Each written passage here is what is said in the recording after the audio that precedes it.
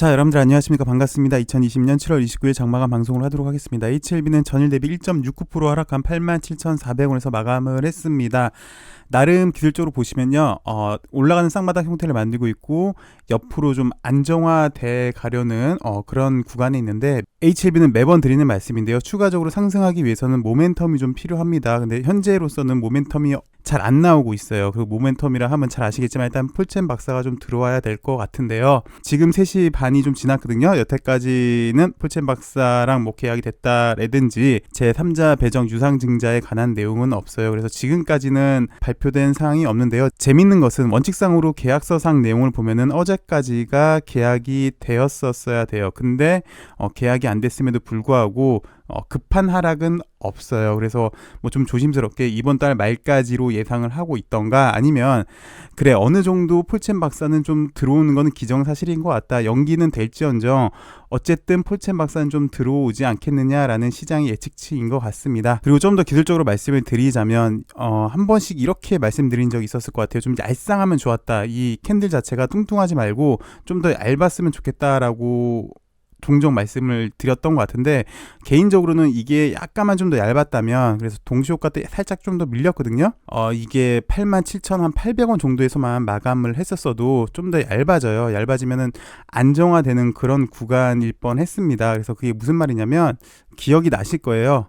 이때 이런 하락 다음에 이때는 캔들이 좀 굵었다, 좀 얇아야 된다, 그래서 일주일 동안 좀 이 당시 때 일주일 동안은 캔들 배열상은 좋은데 좀 더 얇으면 좋을 듯 했다라고 얘기를 했고, 그 다음 주에 보면 이렇게 좀 얇아졌잖아요. 그 다음에 이런 약간 양봉이 나왔었어요. 내지는 나름 이렇게 변동폭이 좀 크다가 이렇게 좀 얇아졌어요. 그리고 5일선 옆에 누우면서 얇아지니까 이렇게 파동이 나오거든요. 그리고 이때도 마찬가지였어요. 이때도 상승 이후에 캔들 자체가 얇아지고, 이런 거 좀 잘 봐두세요. 요 다음에 또 파동이 일어났어요.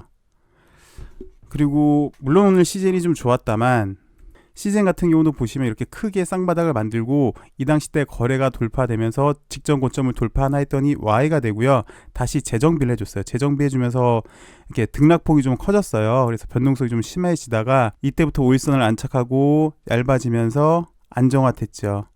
약간 들뚱뚱하고 얇아졌죠. 얇아진 다음에 이렇게 파동이 나와줬어요. 대량 거래 돌파하고 직전 고점을 돌파하려고 하는 시그널.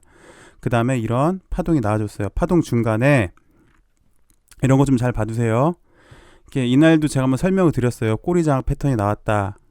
결국은 하루 쉬고 요런 오늘까지 이렇게 좋은 모습이 나왔는데, 크게 보시면 이렇게 1차 파동 나오고 2차 파동 중간에 잠깐 쉬었다 가는 케이스가 있거든요. 그럴 때 매수 타이밍은 이렇게 꼬리장악이 상당히 의미가 있습니다. 기술적으로 보시면 제 경험상은 그래요. 그래서 요런 게 경험상 100%는 아니지만 그래도 그래도 신뢰도가 좀 높더라. 그래서 요런 게 좀 비슷한 게 셀제도 그랬었죠. 셀제는 말씀을 좀 많이 드렸던 것 같은데 나름 페이크를 좀 많이 주는 종목이에요. 얘도 1차 상승 다음에 이렇게 꼬리장 나온 다음에 물론 오르긴 올랐는데 그렇게 급한 상승은 없었어요. 근데 얘 특징이 페이크를 많이 주는 종목이기 때문에 그래요. 그리고 제차 다시 보시면 이렇게 다시 장악 패턴이 나와요. 이때부터 이제 상승이 시작이 됐거든요. 그래서 뭐 나온 김에 이렇게 말씀을 드렸습니다. 어찌되었건 LB는 지금 현재 기술적으로 보시면 좀 안정화가 좀 필요한 단계이고요, 상승에 대한 모멘텀을 찾고 있는 중에 있습니다. 잠시 시장 좀 살펴보도록 할게요. 시장은 상당히 좀 좋아요. 좋은데 오늘 좀 재밌는 게, 그동안 강했던 셀트리온, 뭐 삼성바이오 요쪽이 좀 약했는데요. 글쎄 참 재밌는 게 어저께는 삼성전자가 올랐죠. 그러니까 무슨 말씀을 드리고 싶냐면, 그동안 시장이 하락하고 재차 상승을 하면서 동학개미 운동이 불었어요. 그래서 맨 처음에 주식시장에 입문한 개미들은 삼성전자를 샀죠. 근데 삼성전자가 못 가니까, 그리고 그 당시 때 이렇게 바이오가 올랐죠. 다 셀트리온으로 왔어요. 가장 많이 샀대요. 개미들이 가장 많이 사고 또 신용도 제일 많았다고 합니다. 그래서 나름 뭐 기간 조정 양호하게 잘해주고 있다가 오늘 이렇게 좀 밀린 모습인데, 그게 좀 안타깝긴 하네요. 개미들이 많은 종목들, 특히 신용이 많은 종목들은 안 간다는 걸 오늘 다시 한번 좀 확인했던 하루인 것 같은데, 글쎄 뭐 셀트리온도 크게 보시면 이슈가 있기 때문에 좋은 모습을 보이지 않을까는 하는데, 일단 단기적인 악재를 좀 만난 것 같습니다. 어찌됐건 오늘 셀트리온이 좀 안 좋았고, 좀 좋았던 종목들을 살펴보니까 며칠 전에는 엔지캠 생명과학, 그 다음에 어저께는 한미사이언스, 오늘은 제일약품, 바이오 쪽은 뭐 어찌됐건 이렇게 계속해서 순환매가 좀 도는 느낌이 듭니다. 그리고 순환매가 상당히 좀 빨라요. 미중 분쟁 관련주들, 그다음에 우주 발사체 성공 관련주들, 그리고 자동차 관련주들, 특히 현대차, 기아차. 그리고 IT 쪽으로 매기세가 좀 있는 모습. 전반적으로 시장을 보시면 순환매가 확실히 좀 빠른 모습을 보여주고 있고요. 확실히 시장을 이끌어주는 완벽한 대장은 아직까지 탄생을 하지 않았습니다. 이렇게 시장을 말씀을 드리겠고요. HLB를 살펴보도록 할게요. HLB는 기술적 분석을 좀 전에 말씀을 드렸으니까 내용을 한번 살펴보도록 할게요. 참 재밌는 게 어저께까지 계약 날짜였는데 발표가 현재까지는 안 됐어요. 그러면 시장에서 이것도 HLB는 역시 믿을만한 회사가 못 된다. 매번 날짜가 늦춰진다. 이것도 일부러 풀첸박스가 들어오기 위한 가격을 낮추기 위해서 또 떨어지는 건 아닐까라는 의구심이 좀 많았을 텐데요. 그럼에도 불구하고 오늘 시장이 특히 바이오 관련주들이 떨어졌던 거에 비해서 상대적으로 좀 선방을 해준 모습인데요. 왜 그럴까 가만히 좀 생각을 해봤는데 사실 어저께 이런 뉴스가 나왔었잖아요. 자, 어저께 나온 뉴스를 다시 한번 생각을 해보도록 할게요. 이 뉴스의 핵심은 물론 뭐 옵티머스 때문에 그런 건데 회사에서는 어찌되었건 결국 HLB는 현재 선박이 먹여 살리고 있는 거죠. 바이오 쪽은 매출이 일어나지 않으니까.